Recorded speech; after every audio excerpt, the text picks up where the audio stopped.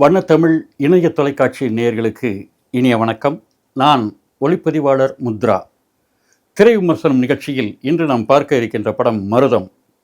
அதென்ன மருதம் அப்படின்னா, நம்ம பழந்தமிழ் இலக்கியங்கள்லாம் நம்மளுடைய பூமியை 5 வகையாக பிரித்து வச்சுருக்காங்க. ஐந்தினின்னு சொல்லுவாங்க இல்லையா, அந்த மாதிரி 5 வகையாக பிரித்து வச்சுருக்காங்க. மருத நிலம் அப்படின்னா என்னன்னு கேட்டிங்கன்னா, வயலும் வயல் சார்ந்த இடமும் அப்படின்னு ஒரு பொருள். அதுக்கு வயல் சார்ந்த பகுதி. இந்த படம் முழுக்க முழுக்க விவசாயத்தை பற்றி பேசுது. விவசாயம் தொடர்பான ஒரு கதை அப்படிங்கிறதுனால மருதம்னு பேர் வச்சுருக்காங்க. மிக பொருத்தமான ஒரு டைட்டில். முதல்ல இந்த படக்குழுவுக்கு ஒரு மிகப்பெரிய நன்றியை சொல்லணும். ஏன்னு கேட்டால், இந்த படத்தோட கதையும் சரி, இது கதை சார்ந்து இருக்கக்கூடிய ஒரு பொருளும் சரி, உள்ளார்ந்த அரசியலும் சரி, இன்றைக்கு எந்த ஒரு இயக்குனரும் தொட தயங்கக்கூடிய ஒரு சப்ஜெக்ட். பொதுவாக விவசாயிகளை பற்றி பேசுகிறதுக்கு இங்கே யாருக்குமே துணிச்சலும் கிடையாது. அது அரசியலுக்காக பேசுவாங்க. ஆனால் அவங்களுடைய வாழ்வுங்கிறது என்றைக்குமே ஒரு இருண்ட பகுதியாகவே இருந்துகிட்டு இருக்கு. உலகத்துக்கு பூரா உணவு கொடுத்துட்டு அவங்க இருட்டில் இருக்காங்க அப்படிங்கிறது தான் இன்றைக்கி அவங்களுடைய இயல்பான நிலை. இப்போ ஒரு 2-3 தினங்களுக்கு முன்னாடி பேப்பரில் ஒரு செய்தி பார்த்தீங்கன்னா, தக்காளி விவசாயிகள்லாம் அதாவது விளைவிச்ச அத்தனை தக்காளியும் ஆற்றுல கொட்டி அழிச்சாங்க. அவங்களுக்கு அந்த தக்காளியை பிடுங்கிட்டு அந்த கூலி கூட கிடைக்கல. அப்போ இதை என்ன சொல்கிறது? அந்த தக்காளி செடிகள்லாம் பூ விட ஆரம்பிக்கும் போது எவ்வளோ சந்தோஷப்பட்டிருப்பாங்க, காயாக வந்தபோது எவ்வளோ மகிழ்ச்சி அடைஞ்சிருப்பாங்க, பழுக்கிற நாட்களை எதிர்பார்த்து காத்திருந்திருப்பாங்க. இப்போ அதுக்கு விலையே இல்லை அப்படிங்கும்போது என்ன செய்ய முடியும்? அப்படி ஒரு விரக்தி நிலையில் தள்ளப்படுறாங்க. உள்ளூர் அரசியலிருந்து உலக அரசியல் வரையும் பேசக்கூடிய ஒரு முக்கியமான சப்ஜெக்ட் இந்த விவசாயம். இன்றைக்கி நம்ம தேசத்தின் மேலே இவ்வளவு பெரிய வரியை ட்ரம்ப் விதிக்கிறார் அப்படின்னு கேட்டிங்கன்னா, பல்வேறு விதமான காரணங்கள் இருந்தாலும் உள்ளார்ந்த விஷயம் என்னன்னு கேட்டிங்கன்னா, அமெரிக்காவோட விவசாய பொருட்கள், பால் பொருட்களுக்கு இந்தியாவோட கேட்டை திறந்து விடணும் அப்படிங்கிறது தான் அவருடைய கோரிக்கை. இப்போ இது சார்ந்து இருக்கக்கூடிய ஒரு விவசாயத்தை இன்றைக்கி இருக்கக்கூடிய ஒரு கமர்ஷியல் சினிமா உலகத்தில் இந்த விவசாயத்தை ஒரு மெயின் சப்ஜெக்டாக வச்சு ஒரு கதை பண்ணுறதுக்கு ஒரு துணிச்சல் வேணும். அந்த துணிச்சல் இந்த படத்தோட டைரக்டருக்கு இருக்குது, நடித்த நடிகர் விதார்த்துக்கு இருக்குது. அந்த வகையில் இதை தயாரித்த தயாரிப்பாளருக்கும் அந்த துணிச்சல் இருக்குது. அவங்களுக்கெல்லாம் ஒரு ஹேட்ஸ் ஆஃப். படத்தோட விமர்சனத்தை பற்றி நம்ம தெளிவாக பார்ப்போம். அதற்கு முன்பாக வண்ணத்தமிழ் சினிமா இந்த யூடியூப் சேனலை இதுவரையும் சப்ஸ்கிரைப் பண்ணாதவங்க சப்ஸ்கிரைப் பண்ணிக்கங்க. உங்களுடைய ஒவ்வொரு சப்ஸ்கிரிப்ஷனும் எங்களுக்கு ரொம்ப முக்கியம். அது நீங்கள் எங்களுக்கு தருகிற ஊக்கம் அப்படின்னு நாங்கள் எடுத்துக்கலாம். மிக்க மகிழ்ச்சி. இப்போ நம்ம விமர்சனத்துக்குள்ளே போகலாம். மருதம். இதில் கதை நாயகன் அப்படி தான் சொல்லணும், விதார்த். அவர் ஒரு கிராமிய விவசாயி. பசுமை விகடன் மாதிரியான ஒரு மிகப்பெரிய பத்திரிகையில் இவருடைய விவசாயம், இவர் பண்ணக்கூடிய விவசாய பொருட்கள் என்ன மாதிரி இவர் பண்ணுறார் அப்படின்னு ஒரு மிகப்பெரிய சாதனையாளராக அவருடைய பேட்டிகள்லாம் வெளிவருது. அந்த அளவில் மிகச்சிறந்த ஒரு விவசாயி. இப்போ அவர் என்ன பண்ணுறாரு, தன்னுடைய சின்ன குழந்தைய கான்வென்ட்டில் படிக்க வைக்கணும்னு ஒரு மிகப்பெரிய ஒரு ஆசை. எல்லாருக்கும் இருக்கக்கூடிய ஒரு இயல்பான ஆசை தான் அவருக்கும். அந்த கான்வென்ட்டில் படிக்க வைக்கிறதுக்காக மிகப்பெரிய கடன் பட்டு அந்த குழந்தைய கொண்டே கான்வென்ட்டில் சேர்க்கிறார். இப்போ அவருக்கு ஒரு அதிர்ச்சிகரமான ஒரு செய்தி வருது. அவருடைய விவசாய நிலம் ஏலத்துக்கு வந்துருச்சு, ஏலமிட போகிறாங்கங்கிற ஒரு செய்தி. அவர் வாங்கலை, எந்த கடனுமே வாங்கலை. அப்புறம் எப்படி திருப்பி ஏலத்துக்கு வந்தது அப்படின்னு சொல்லி பேங்க்கில் போய் விசாரித்தா, அவர் கடன் வாங்கலை, விதார்த்தோட அப்பா கடன் வாங்கியிருக்கார். அதனால் இந்த நிலம் ஏலத்துக்கு வந்துருச்சு அப்படின்னு சொல்லி தகவல் தெரியுது. இப்போ வாங்காத ஒரு கடனுக்காக இவர் வட்டி கட்ட போகிறாரா? இதுக்கு பின்னாடி இருக்கக்கூடிய மோசடி என்ன அப்படிங்கிறத எப்படி கண்டுபிடிக்கிறார்? அவர் எப்படி இந்த நிலத்தை மீட்டார் அப்படிங்கிறது தான் முழு கதையாக விரியுது. விவசாயத்திற்கும் விவசாயிகளுக்கும் கவர்மெண்ட் நிறைய சலுகைகளை கொடுக்குது.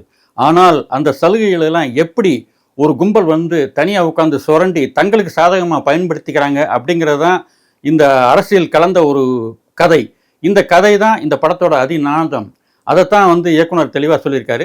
விதார்த்தோடைய நடிப்பு ரொம்ப பிரமாதமான ஒரு விவசாயியாக வாழ்ந்திருக்கார் அப்படின்னு தான் சொல்லணும்.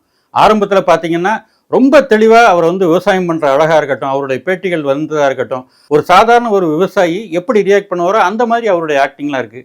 தன்னுடைய குழந்தையை படிக்க வைக்கிறதுக்காக அவர் எடுக்கக்கூடிய முயற்சிகள், அதுவும் அவ்வளவு அற்புதம். அது ரொம்ப இயல்பாக அந்த நடிப்பு அவருக்குள்ளேருந்து அவ்வளோ அழகாக அது ப்ரெசென்ட் ஆகுது.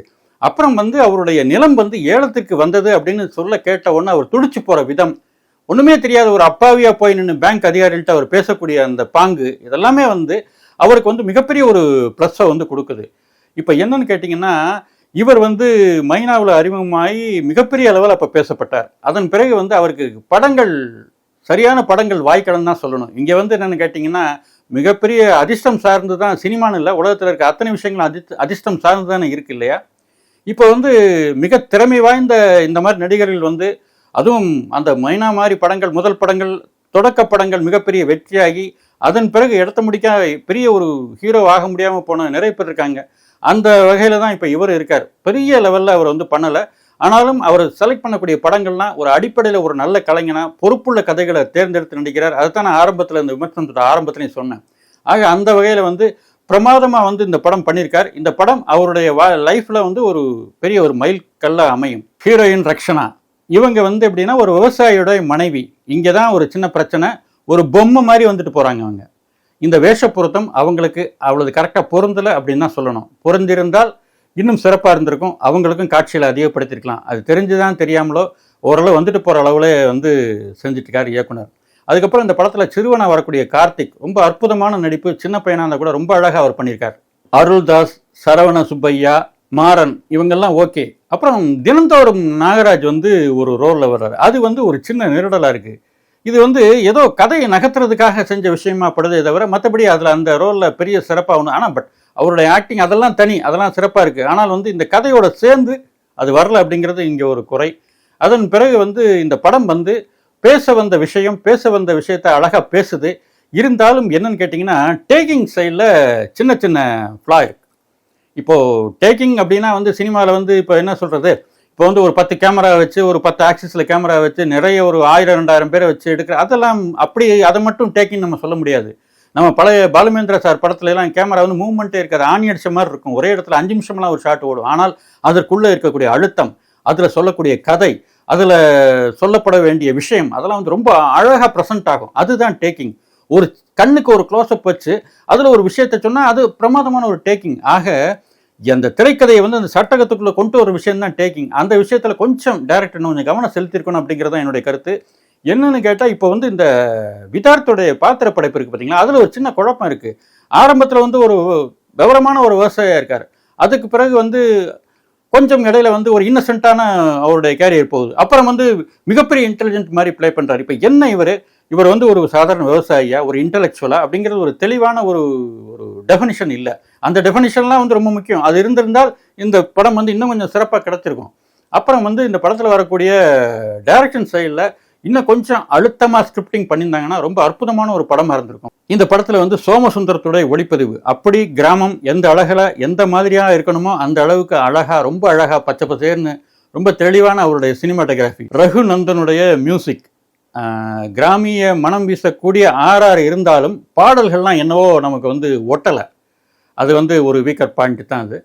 ஆக மொத்தத்தில் சொல்லணும்னா ஒரு நல்ல கதை, அதை இன்னும் கொஞ்சம் சிறப்பாக எடுத்திருக்க முடியும். ஓரளவு சுமாரான ஒரு படம் மருதம். மீண்டும் இது போன்ற ஒரு திரை விமர்சனத்தில் உங்களை சந்திக்கின்றேன். நன்றி, வணக்கம்.